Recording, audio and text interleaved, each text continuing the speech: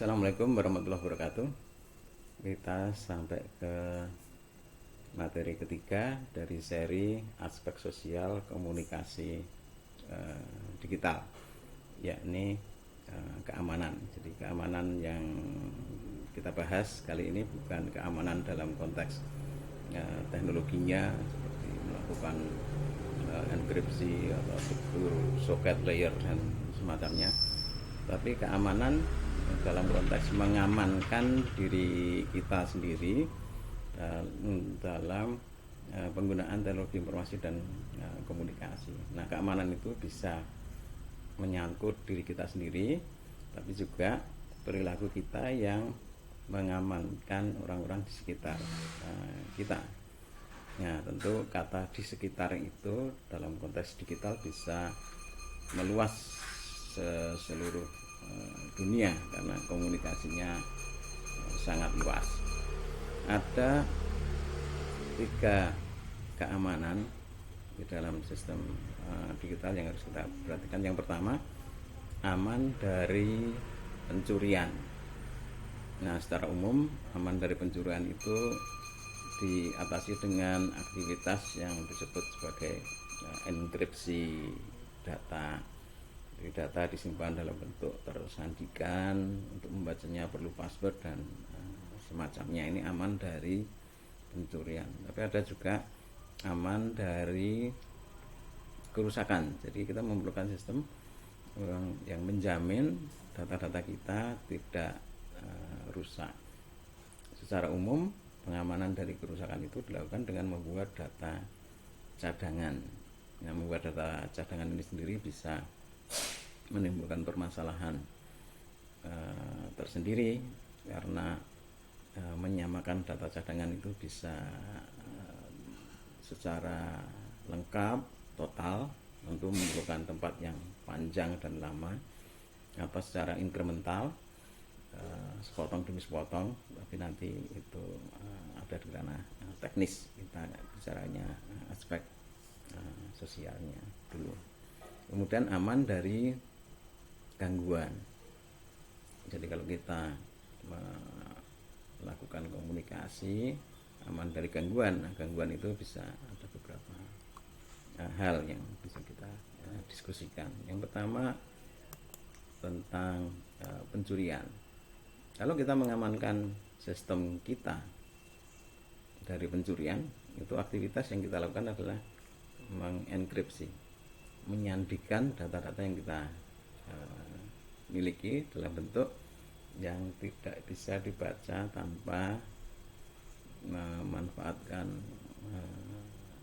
tanpa menggunakan hal-hal yang bersifat private, rahasia dari pemilik data itu sendiri. Mungkin bisa dalam bentuk password atau bisa juga dalam bentuk biometrik, seperti mungkin sidik jari dan semacamnya. Nah, enkripsi sendiri punya permasalahan yang mengakibatkan banyak orang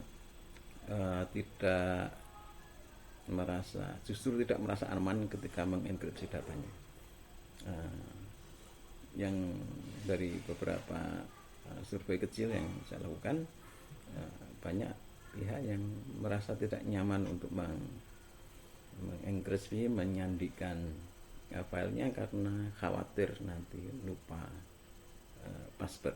Sebenarnya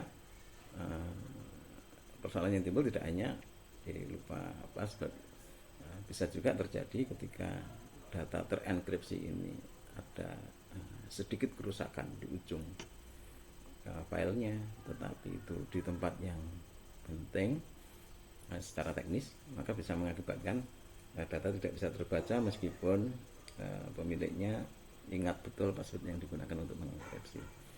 Jadi memang hal-hal semacam ini bisa terjadi. Nah,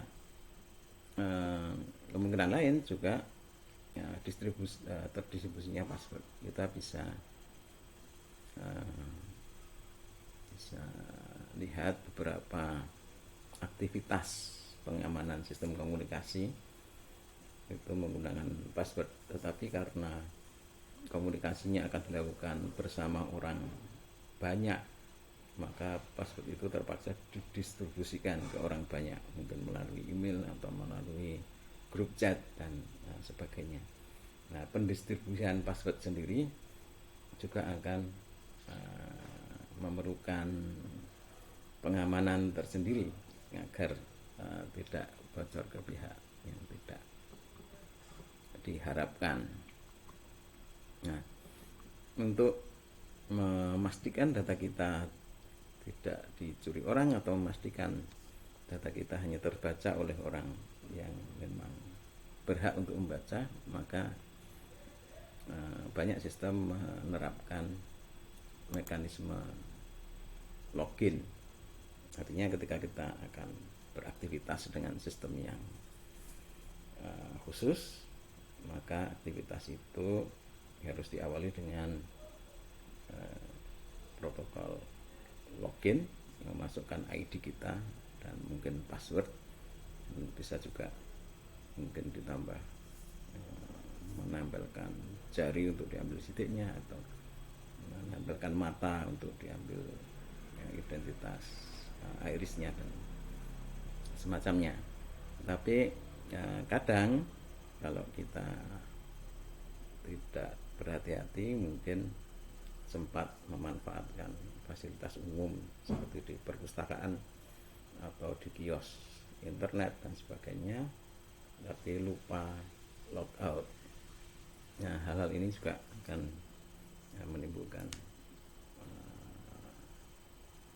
peluang orang lain untuk mencuri data pribadi kita, jadi kita tidak aman.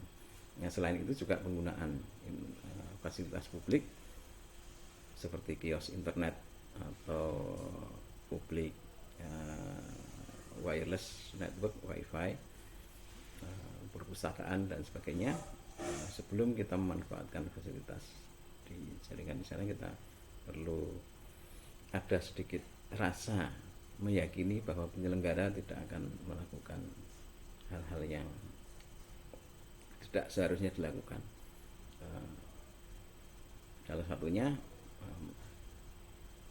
pada dasarnya mereka bisa memodifikasi perangkat aksesnya sedemikian sehingga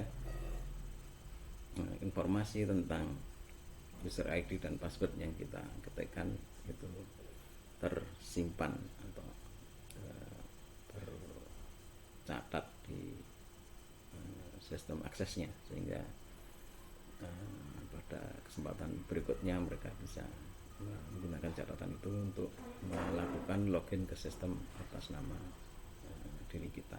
Ini juga tidak kita inginkan. Yang sering dilakukan mereka para pelaku kejahatan di dunia cyber itu adalah phishing. Phishing itu mungkin seperti phishing mancing gitu ya. Jadi mereka menggunakan fasilitas yang dibangun, dipresentasikan seolah-olah berasal dari server sistem yang akan kita pakai. Atau kemudian mereka mengeluarkan informasi dalam bentuk berita atau himbauan dan semacamnya yang mengakibatkan kita melakukan aktivitas rahasia menggunakan fasilitas atau sistem yang dikembangkan si pelaku kejahatan itu. Nah, dengan demikian maka pelaku kejahatan itu bisa menyimpan data-data rahasia yang kita berikan pada saat menggunakan sistem mereka. Ini juga masalah.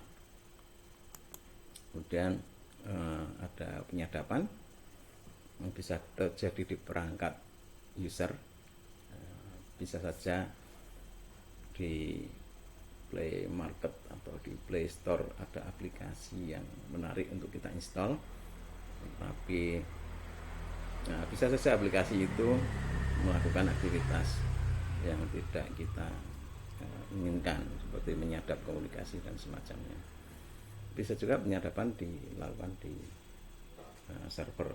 Tidak jarang server-server service yang kita gunakan tidak dikembangkan dengan proteksi keamanan yang cukup, sehingga ada pihak ketiga yang bisa memasuki server ke wilayah administratornya, sehingga mereka bisa mencuri rahasia yang kita percayakan ke server itu. Selain itu, penyadapan juga dimungkinkan dilakukan oleh penyelenggara jalur komunikasi. Nah, nanti di ranah teknis itu kadang bisa dilakukan apa yang mereka sebut sebagai end-to-end encryption. Jadi prosedur enkripsi dan dekripsinya dilakukan di perangkat ujung, di device yang digunakan user dan di servernya, sehingga seluruh arus data di jalur komunikasi itu bentuknya terenkripsi. Ini bisa dilakukan. Nah, itu yang diupayakan. Namun demikian, ketika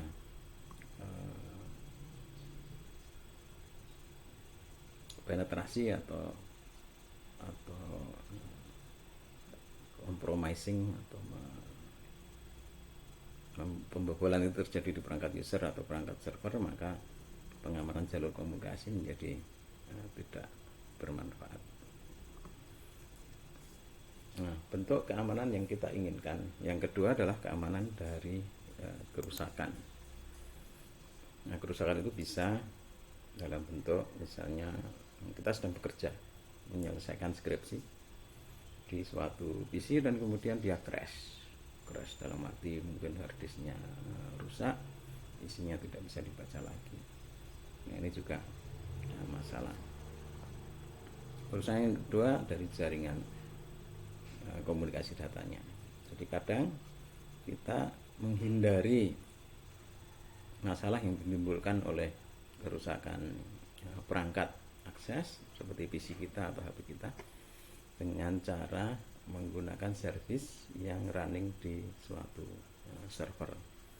Nah, biasanya penyelenggara server itu adalah perusahaan besar dan mereka punya sistem backup, punya sistem pengamanan yang jauh lebih baik dari yang bisa kita usahakan di perangkat kita sendiri. Namun demikian, ada kelemahan, yaitu seandainya jalur komunikasinya terputus, maka kita juga akan terganggu akses ke segala data atau aktivitas milik kita sendiri. Nah, kemungkinan lain juga ada server crash, tapi ini biasanya ya bukan lagi menjadi wilayah kita sebagai user untuk bisa menanganinya. Jadi ini menjadi concern dari pengelola sistem yang kita gunakan. Memang kadang pengelola sistem itu mempromosikan sistemnya sebagai bergaransi. Nah, apa sebenarnya garansi yang bisa diberikan? Kalau seandainya data itu rusak, ya rusaklah yang ada di server itu. Artinya meskipun garansi itu barangkali bisa dinyatakan dengan mengganti nilai rupiah tertentu, tapi tentu tidak bisa sama seperti garansi yang bisa diberikan oleh asuransi mobil misalnya. Jadi kalau mobilnya rusak, mereka bisa mengganti dengan dana seharga mobil dan kita bisa beli mobil itu. Tapi kalau kerusakan terjadi di data dan kemudian ternyata tidak bisa direcover, meskipun asuransi itu bisa mengganti dengan dana tertentu, tapi seberapapun besar dananya, ada kalanya data tidak lagi bisa kita dapatkan. Nah, kemungkinan lain adalah data corruption. Jadi ini juga terjadi pada rekaman video ini yang sebelumnya. Jadi rekaman sudah dilakukan, ada backup di PC dan di perangkat perekaman menggunakan HP, tapi ternyata rekaman itu tidak bisa di play, tidak bisa dimainkan, tidak bisa dimainkan di peralatan playernya karena ternyata datanya corrupted. Nah, meskipun ada backup tersimpan juga di Google Drive misalnya, tetapi kalau datanya sendiri sudah corrupted, maka kita tidak bisa lagi memanfaatkannya. Nah, kemudian bentuk ketiga dari keamanan yang kita inginkan adalah keamanan dari gangguan. Nah, gangguan itu bisa dalam bentuk penutupan akses, misalnya denial of service. Jadi karena server itu pada umumnya dipasang di internet, maka siapapun bisa akses komputer itu servernya, meskipun tidak sampai masuk ke sistemnya, tidak sampai ke operasionalnya. Tapi kalau banyak akses dilakukan, katakan untuk login, nah, meskipun loginnya selalu gagal karena tidak tahu password, tapi kalau dilakukan terus menerus bisa mengakibatkan orang yang seharusnya punya hak untuk mengakses server itu menjadi kesulitan karena servernya diakses terus menerus oleh pihak pengganggu. Nah, kemudian lain juga ada katakan jamming di wifi itu, mungkin ada hal-hal yang berkait dengan gangguan-gangguan ke jaringan wirelessnya. Nah, gangguan lain adalah kesengajaan untuk perusakan. Kita bisa lihat di web misalnya, itu ada gangguan namanya deface. Jadi orang bisa mendapatkan akses ke server dan mengubah konten dari suatu website. Nah, kemudian juga ada cross site scripting. Ini nama-nama teknis SQL injection yang dilakukan orang untuk merusak web system. Kerusakan lain terjadi ketika ada ambil alih akses. Jadi akhir-akhir ini sering ada kejadian orang memanfaatkan fasilitas change number dari account, katakan WhatsApp gitu, untuk mengakali seseorang pengguna user WhatsApp dengan mekanisme change password. Sebenarnya change password ini sudah dilindungi dengan fasilitas one time password yang diberikan ke user yang bersangkutan, mungkin melalui jalur yang berbeda seperti SMS dan sebagainya. Kemudian